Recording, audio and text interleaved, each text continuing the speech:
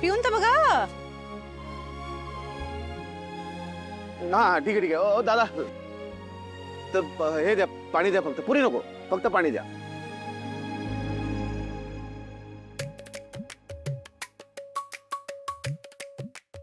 पाच काय घेताय तुम्ही, घ्या ना पिऊन बघा. बाप रे, वर वर वर बघा. तुम्ही पुरी करून पिताना कसले गोड दिसताय. बापरे स्वानंदी, आज तुम्ही भलत्याच मूड मध्ये आहात. मी खूप छान मूड मध्ये, मी खूप खुश आहे आज. तुम्हाला असं सगळं जग विसरूनच्या छोट्या छोट्या गोष्टीतला आनंद घेताना बघितलं ना की मला असं धडधड करायला लागतात. मग बघा बरं, एक पाणीपुरी द्या बरं. हे बघा. तुम्हाला बघून मला नाटकातलं आणखी एक वाक्य आठवलं. Happy wife happy life.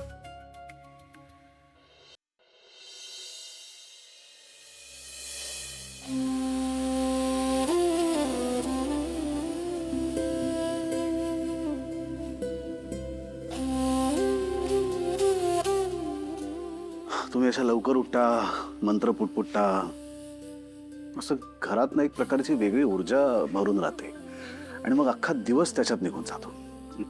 काहीच टेन्शन नाही, स्ट्रेस नाही, सगळीकडे फक्त आनंद आहे असं वाटतं ना. आणि तो आनंद वाढतच राहणार आहे. मी रोज सकाळी देवाला आधी थँक्यू म्हणतो, कारण आता मला ना खरंच कसलीच काळजी उरली नाहीये.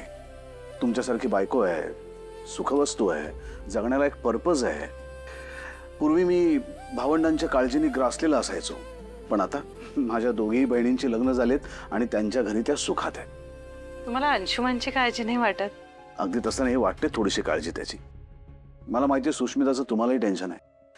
खूप विचित्र परिस्थितीमध्ये त्यांचं लग्न झालंय, पण तरी सुद्धा एक विश्वास आहे की काळ बदलेल, ते दोघंही सुधारतील असं वाटतं मला मनापासून. पुढचं सगळं आयुष्य एकदम निवांत, काही टेन्शनच नाही थांबा आपल्याला. थांबा थांबा, ब्रेक ब्रेक.